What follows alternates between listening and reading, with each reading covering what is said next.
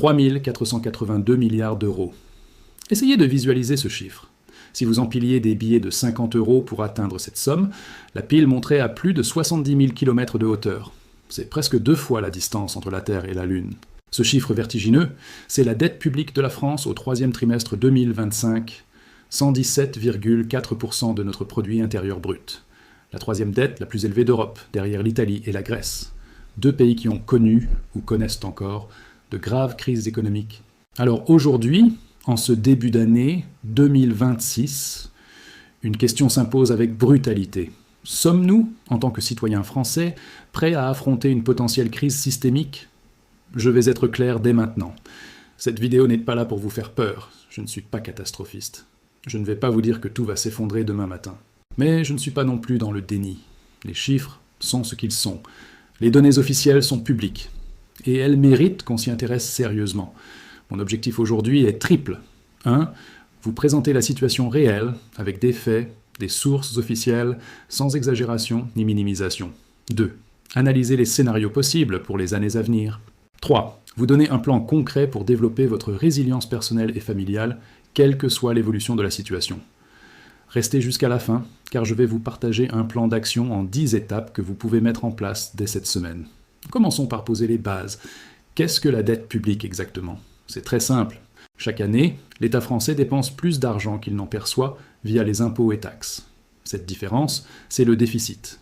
Et chaque année où il y a un déficit, l'État doit emprunter de l'argent pour combler le trou. Ces emprunts s'accumulent, année après année. Et la somme totale de tous ces emprunts non remboursés, c'est la dette publique. En 2025, le déficit français s'est élevé à 5,4% du PIB, 159,8 milliards d'euros. Pour 2026, le gouvernement vise un déficit de 4,8%. Mais de nombreux experts, y compris le gouverneur de la Banque de France, estiment que ce sera probablement plus élevé, autour de 5%. Maintenant, le vrai problème. Ce n'est pas seulement que la dette est élevée, c'est qu'elle coûte de plus en plus cher. Quand vous empruntez de l'argent, vous devez payer des intérêts. C'est pareil pour l'État. En 2026, la charge de la dette, c'est-à-dire les intérêts que l'État doit payer, s'élèvera à 59,3 milliards d'euros, presque 60 milliards. Ça représente 9,5% du budget total de l'État. C'est plus que le budget de la défense, c'est plus que le budget de l'éducation nationale hors salaire. Comprenez bien ce que cela signifie. Chaque année, près de 10% de votre argent, de nos impôts, part uniquement pour payer les intérêts de la dette. Pas pour rembourser le capital, juste les intérêts. C'est de l'argent qui ne finance ni hôpitaux, ni écoles, ni routes, ni rien de concret. Il part juste pour payer les créanciers. Et ça empire. Les taux d'intérêt auxquels la France emprunte ont augmenté. En 2024, le taux moyen était de 2,91%. En 2025, il est monté à 3,16%. Ça peut sembler une petite différence, mais sur des centaines de milliards empruntés, ça représente des milliards supplémentaires à payer. Pourquoi les taux augmentent ? Parce que les investisseurs, ceux qui prêtent à la France, commencent à douter. Ils se demandent si la France pourra vraiment rembourser. Alors ils exigent des taux plus élevés pour compenser le risque. C'est exactement ce qu'on appelle une prime de risque. Et cette prime augmente à cause de l'instabilité politique. Le budget 2026 n'était toujours pas adopté fin décembre 2025. La commission mixte paritaire a échoué. Le gouvernement doit probablement recourir à une loi spéciale, juste pour assurer la continuité de l'État. Ça n'inspire pas confiance au marché. D'ailleurs, les agences de notation l'ont bien compris. En octobre 2025, Standard & Poor's a dégradé la note de la France. Elle se passait de AA- à A+. Avant ça, en septembre, Fitch avait fait pareil. La France a perdu son précieux doublat. Pourquoi c'est grave ? Parce qu'une note plus basse signifie que la France devra payer des taux d'intérêt encore plus élevés pour emprunter. C'est un cercle vicieux. Plus la situation se dégrade, plus il coûte cher d'emprunter, ce qui dégrade encore plus la situation. Alors, comment on en est arrivé là ? C'est une question légitime. La réponse tient en un constat simple. La France n'a pas eu de budget à l'équilibre depuis 1974. 52 ans de déficit ininterrompu. 52 ans à dépenser plus qu'on ne gagne, peu importe le gouvernement, peu importe la couleur politique, le résultat est le même. Déficit après déficit après déficit. Pendant les années fastes, quand l'économie allait bien, au lieu de rembourser la dette, on a continué à dépenser. Et pendant les crises, on a dépensé encore plus. La crise financière de 2008, la crise des dettes souveraines de 2011, la crise du Covid en 2020. À chaque fois, la dette a explosé. Et entre les crises, elle n'a jamais vraiment baissé. Mais il y a autre chose. La France a un modèle social très protecteur. C'est une fierté nationale. Sécurité sociale, retraite, allocations, services publics, tout cela coûte extrêmement cher. Les dépenses publiques en France représentent plus de 56% du PIB. C'est l'un des taux les plus élevés au monde. Et pendant longtemps, ça fonctionnait. Parce que la croissance économique était forte. Parce que les taux d'intérêt étaient en bas. Parce que la démographie était favorable. Mais aujourd'hui, tous ces facteurs se sont inversés. La croissance est molle, les taux remontent, la population vieillit, le système devient mathématiquement insoutenable. Maintenant, parlons franchement. Qu'est-ce qu'une crise systémique? Le terme fait peur, mais il faut le définir clairement. Une crise systémique, c'est quand un problème dans une partie du système économique se propage à l'ensemble du système et menace de tout paralyser. Par exemple, en 2008, la faillite de quelques banques américaines a failli faire s'effondrer tout le système bancaire mondial. Les banques ne se faisaient plus confiance. Elles refusaient de se prêter de l'argent entre elles. Les entreprises ne pouvaient plus emprunter. L'économie entière s'est grippée. Les gouvernements ont dû intervenir massivement pour éviter l'effondrement total. Pour la dette souveraine, une crise systémique pourrait ressembler à ça. Un pays, mettons la France, ne parvient plus à emprunter à des taux raisonnables. Les investisseurs refusent d'acheter sa dette, ou seulement à des taux prohibitifs. L'État ne peut plus financer ses dépenses courantes. Il doit couper brutalement dans les budgets. Fonctionnaires non payés, retraites gelées, services publics paralysés, les citoyens paniquent. Ils retirent massivement leur argent des banques. Les banques, qui détiennent beaucoup de dettes publiques, voient leur bilan se dégrader. Elles limitent drastiquement les crédits. Les entreprises ne peuvent plus investir ni payer leurs fournisseurs. Les faillites se multiplient. Le chômage explose. L'économie entre en récession profonde. C'est ce genre de scénario qu'on appelle une crise systémique. C'est ce qui s'est passé en Grèce entre 2010 et 2015. Est-ce que la France est au bord de ce scénario? Honnêtement, non. Pas à court terme. La France n'est pas la Grèce. Nous avons une économie beaucoup plus diversifiée, plus grande, plus résiliente. Nous sommes membres fondateurs de l'Union européenne et de la zone euro. La Banque centrale européenne nous soutient. Les investisseurs internationaux font encore confiance à la signature française. En 2026, la France doit lever 310 milliards d'euros sur les marchés. C'est un montant record, jamais atteint. Mais les premières émissions de janvier se sont bien passées. Les investisseurs sont toujours là, pour l'instant. Mais attention, pour l'instant est le mot-clé. La situation est soutenable aujourd'hui, mais elle devient de plus en plus fragile. Si plusieurs facteurs négatifs se combinent, si la croissance économique s'effondre, si l'instabilité politique persiste, si les taux d'intérêt continuent d'augmenter, si un choc externe majeur survient, alors oui, la France pourrait basculer rapidement dans une zone dangereuse.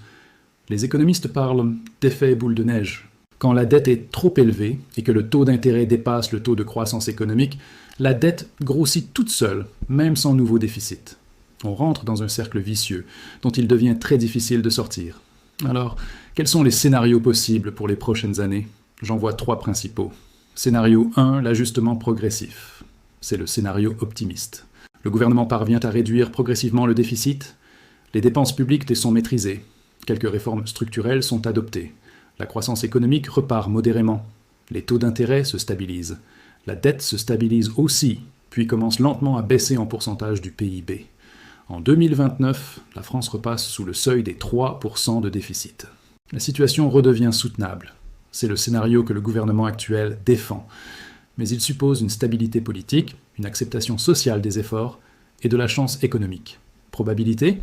Peut-être 30%. Scénario 2. Le statu quo dangereux. C'est malheureusement le scénario le plus probable. L'instabilité politique persiste. Aucune réforme d'ampleur n'est adoptée. Les déficits restent élevés, autour de 5%. La dette continue de grimper. Elle dépasse les 120% du PIB. Les taux d'intérêt augmentent progressivement. La charge de la dette devient de plus en plus lourde. La France entre dans une zone grise. Pas de crise immédiate, mais une fragilité croissante. Chaque nouveau choc devient potentiellement déstabilisateur. Les marges de manœuvre budgétaires disparaissent. Les services publics se dégradent lentement. Les tensions sociales augmentent. C'est un déclin progressif plutôt qu'un effondrement brutal. Probabilité? 50 à 60%. Scénario 3, la crise aiguë. C'est le scénario pessimiste. Un événement déclencheur survient. Une nouvelle crise financière mondiale, une récession profonde en Europe, un choc géopolitique majeur. Les investisseurs paniquent. Ils vendent massivement la dette française. Les taux d'intérêt explosent. L'État ne peut plus se financer. La France doit demander l'aide de l'Union européenne et du FMI. Un programme d'austérité drastique est imposé. Coupe massive dans les dépenses publiques.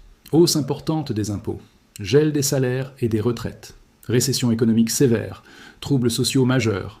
C'est le scénario grec. Est-il probable? Non, mais il n'est plus impossible. Probabilité 10 à 20%, assez élevé pour qu'on s'y prépare. Quels sont les signes avant-coureurs à surveiller? Comment savoir si on glisse vers le scénario 3? Voici les indicateurs clés. 1. L'écart de taux avec l'Allemagne. C'est ce qu'on appelle le spread.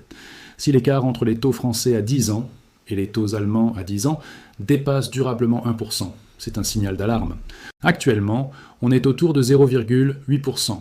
C'est élevé, mais pas critique. 2. Les déclarations de la Banque centrale européenne. Si la BCE commence à exprimer des inquiétudes publiques sur la France, c'est mauvais signe. 3. Les difficultés à placer la dette. Si lors d'une émission obligataire, l'État peine à trouver des acheteurs ou doit accepter des taux beaucoup plus élevés que prévu, c'est très préoccupant. 4. Les mouvements sociaux d'ampleur. Si des grèves massives paralysent le pays pendant des semaines, ça effraie les investisseurs. 5. Une nouvelle dégradation de la note souveraine. Si la France descend en dessous de A+, ça devient vraiment sérieux. Surveillez aussi les indicateurs réels. Le taux de chômage. S'il dépasse les 10%, c'est inquiétant. Le nombre de faillites d'entreprises. S'il explose, c'est un signe de détresse économique. Les retraits bancaires. Si vous entendez parler de files d'attente devant les banques, de limitation de retrait, c'est potentiellement le début d'une panique bancaire. Les rayons vides dans les supermarchés. Pas à cause d'une grève ponctuelle, mais de façon durable. Ça indique des problèmes d'approvisionnement systémique. Bon, assez parlé des scénarios anxiogènes. Passons à l'essentiel. Comment vous préparer intelligemment? Votre plan de résilience en 10 étapes. Étape 1. Constituer une épargne de précaution. L'objectif minimum est 3 mois de dépenses courantes, idéalement 6 mois. Gardez cet argent sur un compte facilement accessible. Livret A, livret de développement durable. Pas investi en bourse, pas bloqué. C'est votre coussin de sécurité immédiate. Si vous perdez votre emploi, si vos revenus chutent brutalement, vous avez un filet. Étape 2. Diversifiez votre épargne.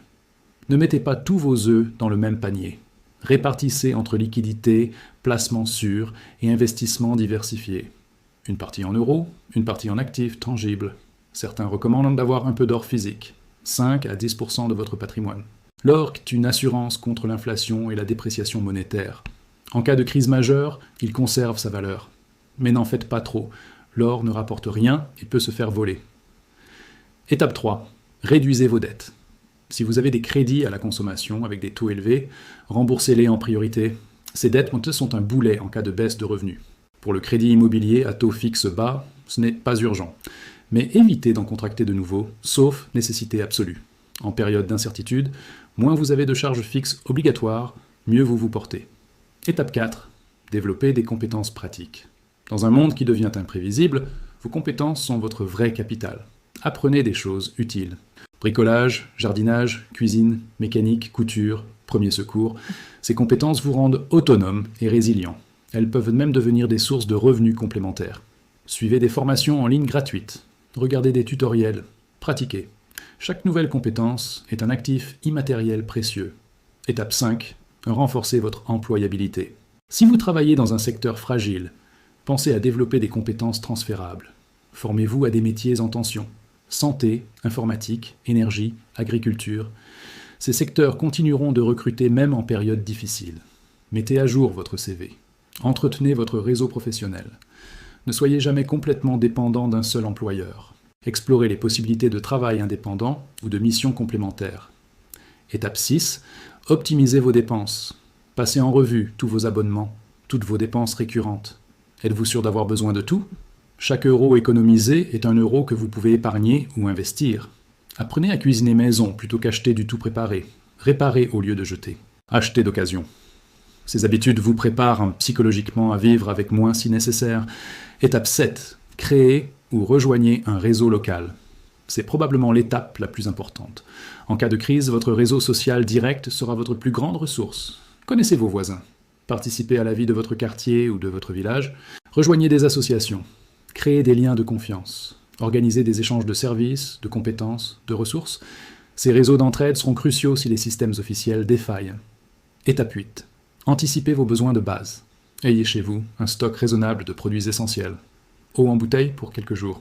Conserves, pâtes, riz pour 1 à 2 semaines. Médicaments de base. Piles, lampes. Pas besoin de devenir un survivaliste extrême avec un bunker. Juste du bon sens. En cas de panne prolongée, de grève majeure, de perturbation d'approvisionnement, vous avez de quoi tenir sans paniquer.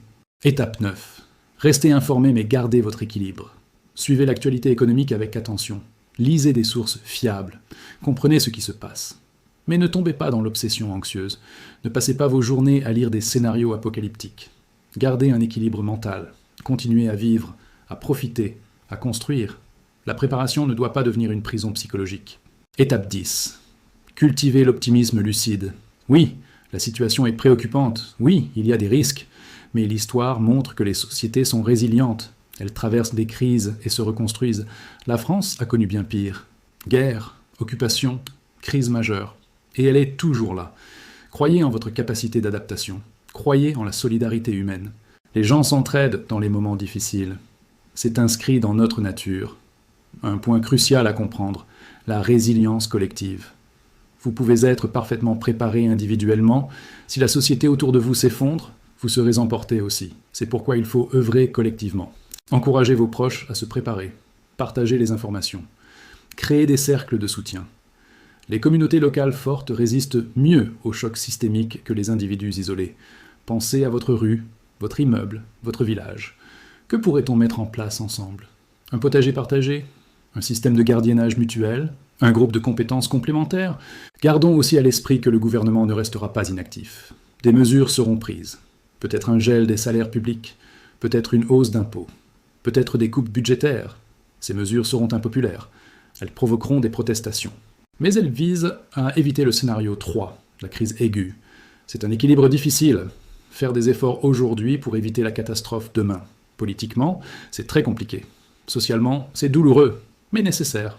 La vraie question n'est pas « est-ce qu'il y aura une crise ?», la vraie question est « comment réagirons-nous quand elle arrivera ?» Parce que des crises, il y en aura. Peut-être pas la grande crise systémique, mais des turbulences, des chocs, des ajustements brutaux, c'est inévitable. Votre préparation déterminera si vous les traversez debout ou si vous êtes emporté. En conclusion, revenons au début. 3 482 milliards d'euros de dette. 117,4% du PIB. Ces chiffres sont réels. Ils sont préoccupants. Mais ils ne sont pas une condamnation. La France a encore des marges. Elle a encore du temps. Mais ce temps se réduit. Chaque année de déficit élevé réduit les options futures. C'est pourquoi il est temps d'agir. Pas dans la panique, pas dans le catastrophisme, mais avec lucidité, avec responsabilité, avec détermination. Vous, en tant que citoyen, vous avez un pouvoir. Pas le pouvoir de changer la politique budgétaire nationale, mais le pouvoir de protéger votre famille, de développer votre résilience, de construire des réseaux solides, de vous préparer intelligemment. Faites-le, dès maintenant, pas demain, maintenant. Chaque jour qui passe sans préparation est un jour perdu.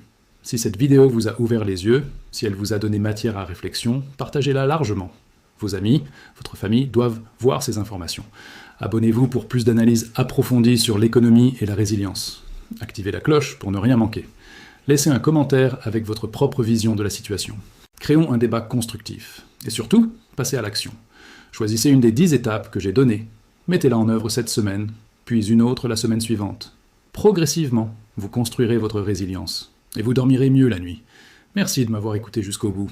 Prenez soin de vous et de vos proches. À très bientôt.